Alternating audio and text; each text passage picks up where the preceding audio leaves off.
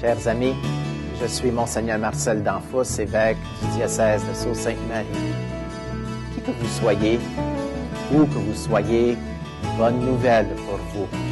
Dans notre Église diocésaine, il se vit de grandes choses dans des situations bien ordinaires.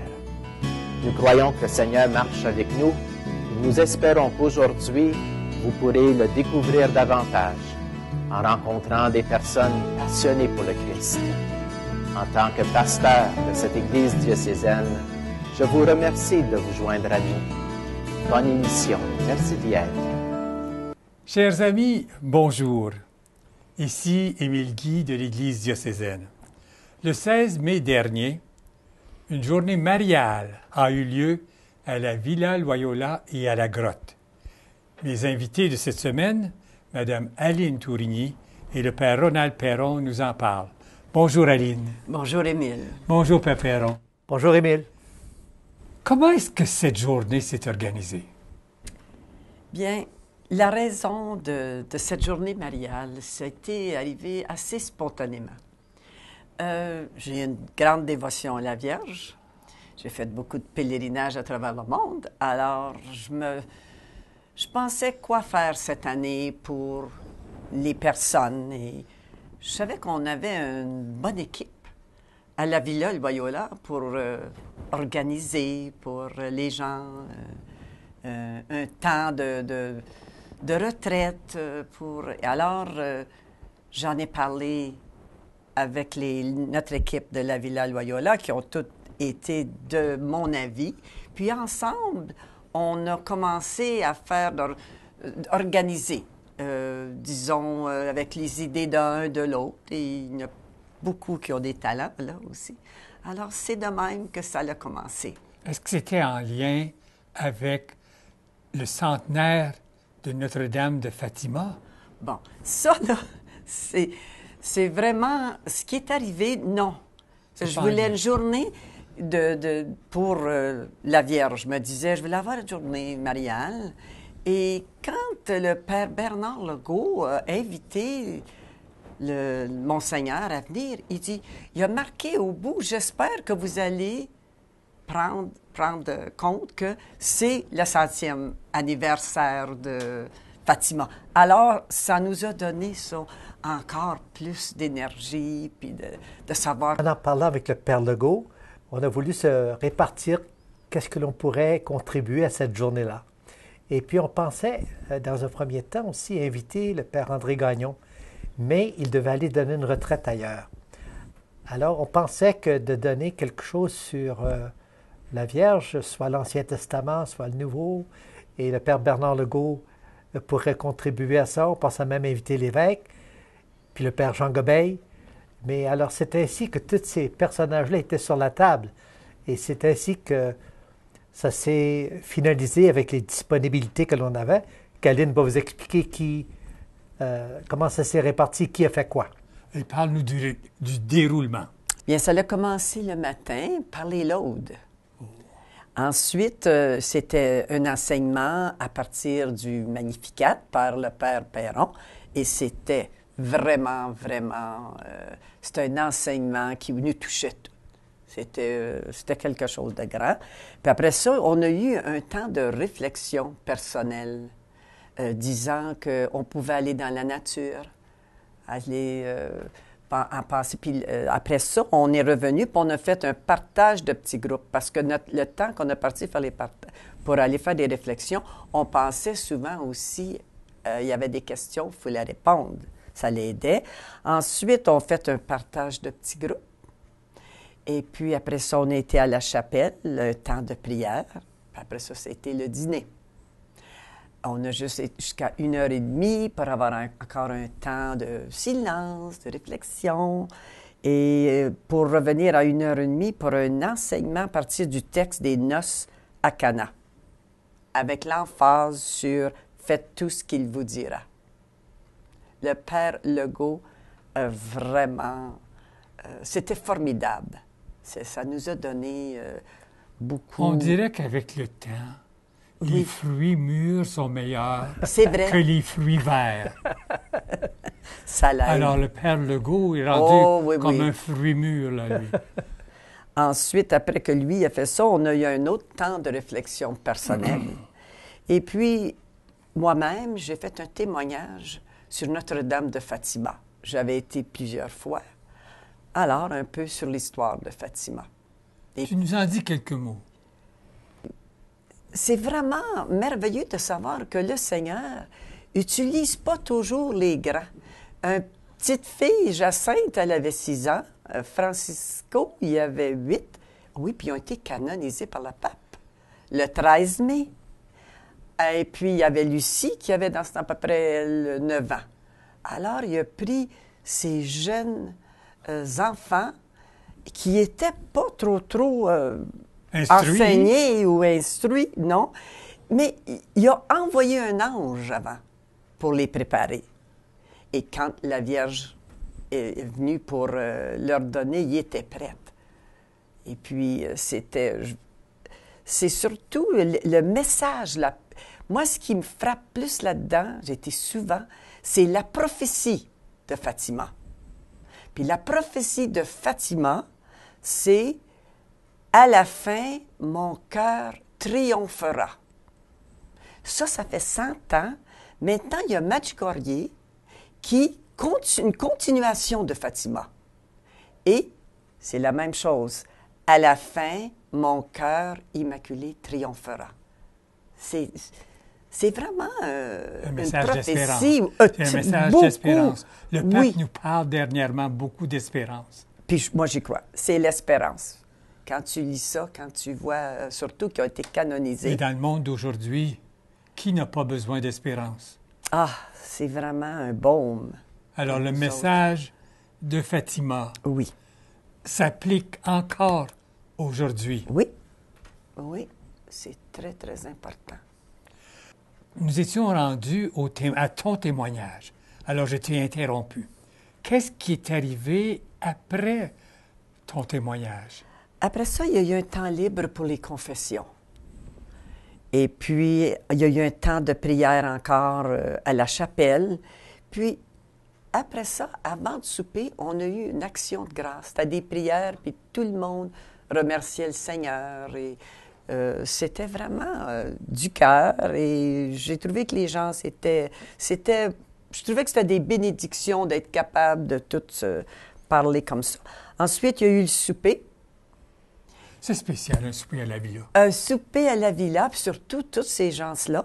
Et puis Monseigneur Danfous est venu souper avec nous autres pour se rendre après pour un chapelet à 6h30 à la grotte et pour tout finir avec une belle messe par Père Danfous et tous les beaux prêtres qu'on avait alentour, là.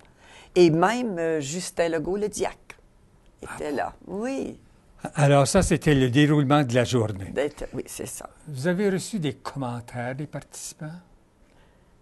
Bien, je vais rajouter d'abord que dans le déroulement, on a eu les litanies de Marie. Oh, j'ai oublié avec ça. Léo Perrault, qui a été l'animateur de la litanie avant le dîner. Et puis, le temps d'échange, la question qu'on a posée pour le temps d'échange de l'avant-midi, c'était quels sont vos souvenirs de la dévotion mariale? Pour que si c'était des souvenirs négatifs, que vous puissiez les guérir, puis des souvenirs positifs pour les célébrer. Parce que je me souviens que pour moi, c'était l'heure où on jouait à la balle. Il fallait rentrer par le chapelet. C'était pas très, très agréable. Alors, il faut dépasser ça, des souvenirs négatifs par rapport à la Vierge. Et à l'après-midi, j'oublie la question qu'on avait encore. Tu te souviens, toi? Faites tout ce qu'il vous dira dans notre vie. Voilà. Oui, oui. C'était ça pour le partage l'après-midi. Oui, c'était... Mais je vais revenir aux commentaires des gens. Les gens vous ont fait des commentaires pendant et à la fin de la journée. Oui, moi, ils m'ont dit que cette journée-là était comme une journée de thérapie.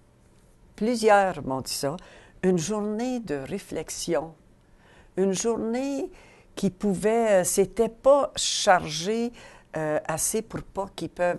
Tu sais, qu'ils aient le temps de méditer, de s'asseoir, Il y en a qui ont dit aussi que ça valait la peine. On avait de Cochrane qui a descendu, c'était dans dehors de la ville. Et ils m'ont dit, on reviendrait, fais-nous une journée, pas nécessairement sur le même thème, mais ils ont beaucoup aimé une journée comme ça, surtout les gens de la ville, les gens de la ville. Ils ont dit, c'est pas long, mais ça nous aide, c'est un ressourcement pour nous autres. D'autres commentaires que tu as retenus? Bien, je pense que ce qui était intéressant, c'était l'équilibre entre le temps de prière, le chant, il y avait beaucoup de chants, et puis un temps de réflexion, mais un temps de partage avec des chants qu'il redécouvrait ou des personnes qu'il connaissait déjà. Alors, ça faisait vraiment communauté familiale. Je pense que c'est ça, cette expérience très positive que les gens ont aimée, de se retrouver un peu en famille et une expérience communautaire positive dans la joie et dans la prière. Et vous avez parlé de choses que les gens ont appréciées. Vous-même, est-ce qu'il y a quelque chose de particulier que vous avez apprécié?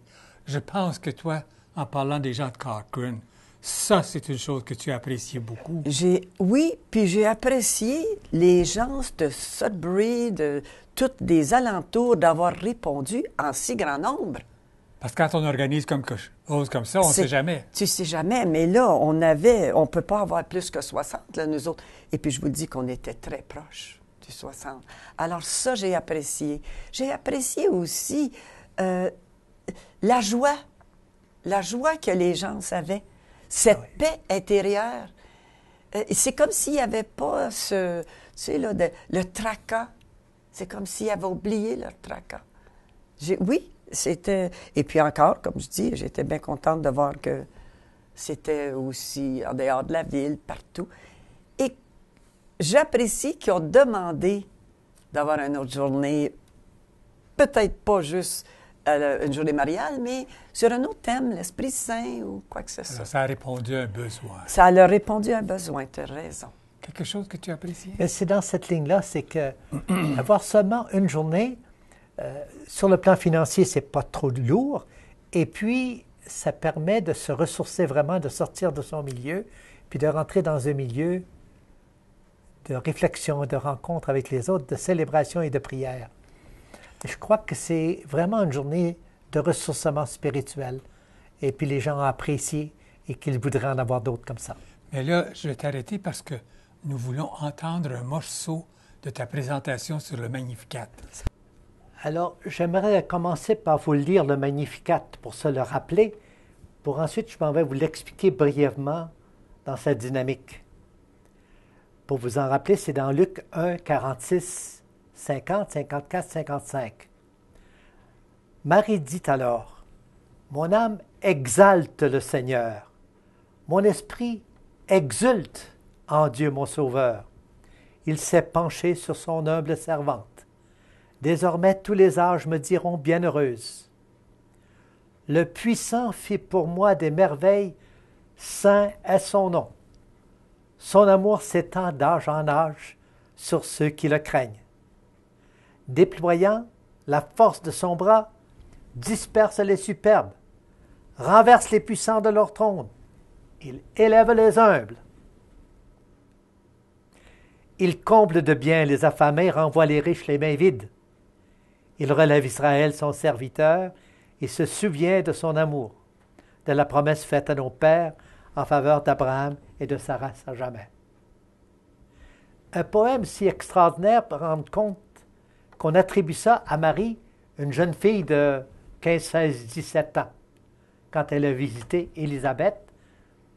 C'est un de plusieurs poèmes qui se situent dans le texte de Luc au début. Je ferai remarquer seulement 2-3 choses. La première, c'est Marie qui dit « Mon âme exalte le Seigneur ». Elle exalte parce qu'elle se rend compte que son Seigneur, son histoire, ce Dieu puissant en amour a créé l'univers, il a choisi son peuple et elle aussi, elle fait partie de cette histoire d'amour de Dieu qui vient invitait l'humanité à entrer en relation avec lui. Alors c'est un cri d'émerveillement. Mon âme exalte le Seigneur. Et devant cet émerveillement, c'est ce qui s'ensuit normalement. Mon esprit exulte en Dieu mon Sauveur. Exulter, ça veut dire se réjouir. D'avoir reçu tant de cadeaux, elle se réjouit de tant de bienfaits. Alors, c'est les deux mouvements que tout être créé est appelé à expérimenter. Si on peut vivre assez éveillé pour se rendre compte de s'émerveiller de la création, de l'histoire du peuple de Dieu, comme Marie a pris conscience devant la salutation que l'ange lui avait fait, « Salut Marie, pleine de grâce, le Seigneur est avec toi », elle prend conscience qu'elle est intimement impliquée dans ce projet de Dieu. Alors c'est toute la joie qui jaillit en elle, comme un feu d'artifice. Alors j'écrivais ici dans mes affaires, « Tout mon être en effervescence, débordant de joie, feu d'artifice intérieur, chante et crie à l'univers sa joie, sa reconnaissance. » Ce témoignage n'est pas seulement personnel à elle, elle est consciente d'une mission pour le salut de l'humanité. Elle se réjouit avec et pour le peuple. C'est pourquoi cette prière de Marie, même quand on ne la comprend pas très bien, simplement comme par osmose, par enthousiasme, par connivence, on participe à sa joie, on participe à son émerveillement et à sa joie. Mais dans la suite du récit, il y a aussi ce que l'on trouve dans les béatitudes, cette sorte d'ambivalence entre les riches qui sont mis de côté et les pauvres qui sont élevés. Les Anawim, les pauvres de Yahvé dont faisait partie Marie. C'est pas que Dieu veut écraser les riches, mais c'est que les riches, s'ils prennent leur richesse en eux-mêmes, ils sont vides. Notre richesse, c'est qui fait notre richesse, nous qui sommes rien, parce qu'on n'est qu'une parcelle de l'univers, mais c'est la puissance de l'amour de Dieu qui nous donne dignité et force. Alors c'est cette richesse-là qui nous habite. Et la gloire, elle est vaine si ce n'est pas la gloire qui nous vient de vouloir aller avec Jésus dans le sein du Père. C'est tout ce cheminement-là dont Marie prend conscience. Qu'elle est la mère de Jésus, la mère de Dieu, Dieu qui vient partager notre vie dans l'humanité pour nous prendre avec lui et nous conduire dans le sein du Père. C'est de nous faire entrer dans le grand projet de Dieu. Alors c'est l'émerveillement de Marie qui le fait en son nom, au nom du peuple juif et en notre nom aussi. Il nous est facile et bon d'entrer dans cet émerveillement.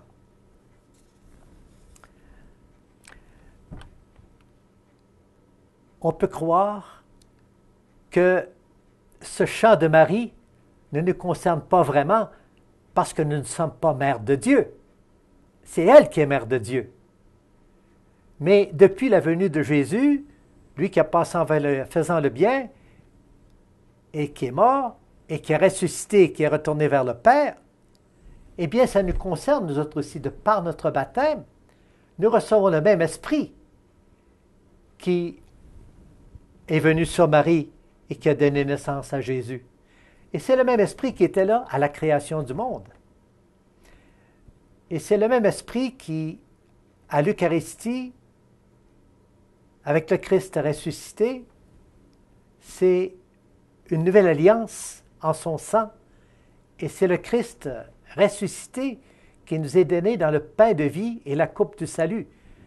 Le même et différent, c'est le Christ qui nous est rendu présent.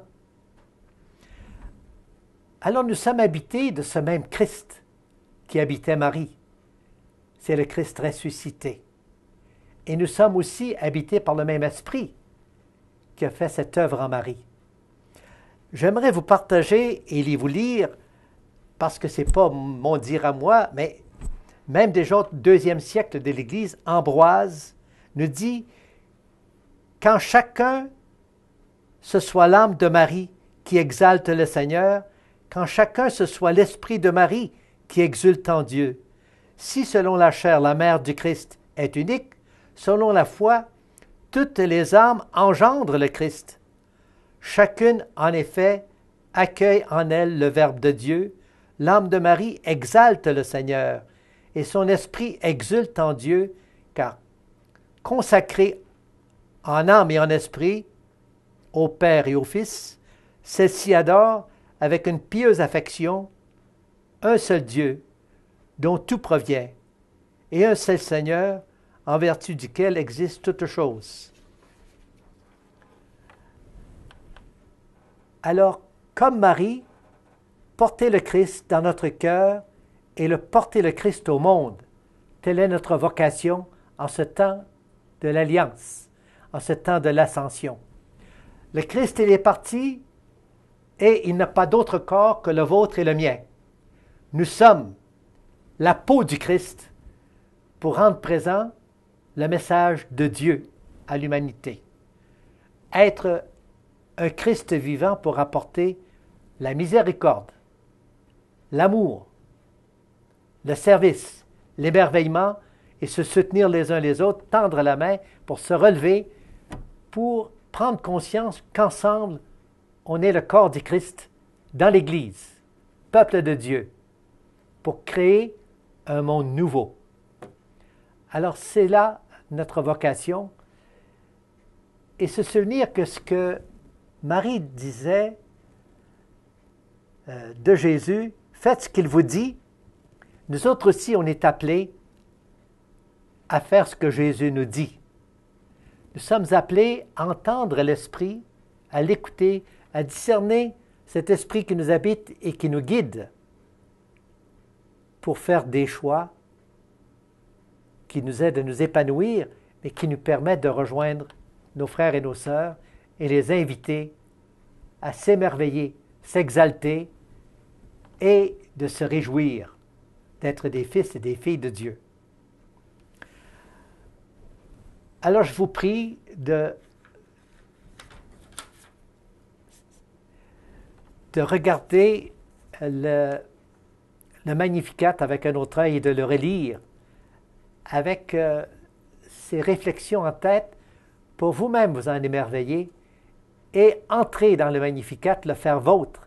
C'est la prière de Marie. Mais le Je vous salue Marie aussi, c'est la prière de Marie. Et en quelque sorte, le Je vous salue Marie, c'est une forme plus réduite des psaumes. C'est une forme plus réduite du Magnificat. Salut Marie, pleine de grâce, le Seigneur est avec toi. Tu es bénie entre toutes les femmes, et le fruit de ton sein est béni. Pensez aux paroles du Je vous salue Marie, et tout le Magnificat est là, et tout le projet de Dieu y est rassemblé. Et avec cette musique de fond, quand on dit le rosaire, alors en plus vous méditez les mystères du rosaire. Alors, merci beaucoup Aline et Père Perron de nous avoir permis de partager cette journée mariale en honneur du 100e anniversaire de Notre-Dame de Fatima, même si ça n'avait pas été planifié comme ça. Bien, je remercie Aline d'avoir organisé cette journée-là, parce que sans ses contacts avec des gens dans la communauté, à partir de tant de voyages qu'elle a fait, dans le temps de dire et l'organiser, c'est même pas eu besoin de le publiciser, c'était déjà organisé, les gens demandaient pour venir. Et chers amis, nous espérons que ces quelques moments passés à notre compagnie vous ont permis de goûter l'engagement de plusieurs personnes à partager leur amour de notre Mère du Ciel. À une prochaine.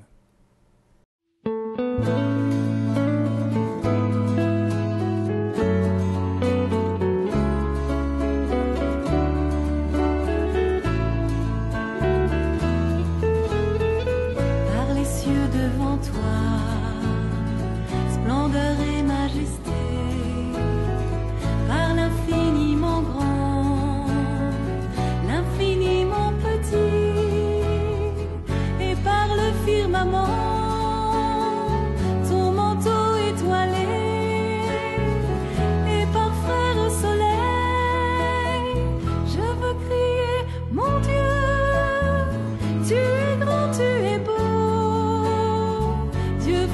Dieu très haut, tu es le Dieu d'amour. Mon Dieu, tu es grand, tu es beau, Dieu vivant, Dieu très haut, Dieu présent en toute création.